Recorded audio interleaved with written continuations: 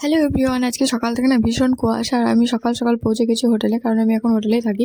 তারপর খেয়ে নিয়েছি চা। এই সবজিগুলো আমি বাড়ি দিয়ে পাঠাচ্ছি, কারণ আজকে আমার বাড়িতে রান্না হবে খিচুড়ি। তারপর আমি ব্রেকফাস্টে খেয়েছি ডালপুরি, ঘুগনি আর মিষ্টি।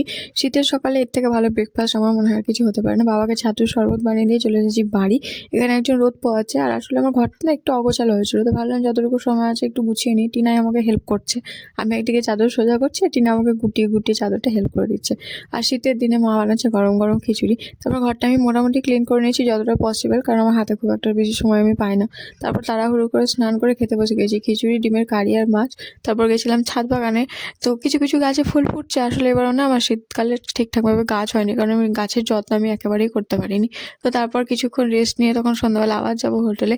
তো হোটেলে আমি চলে এসেছি, আর খুব ঠান্ডা পড়ে গেছে। গিয়ে গিয়ে এক কাপ চা করে নিয়েছি, ওখানে বাবা দাঁড়িয়ে আছে। আমাদের ক্রিসমাসে না হোটেলের সামনে অনেক কেকের দোকান বসে, আমি একটা কেক নিয়েও নিয়েছি।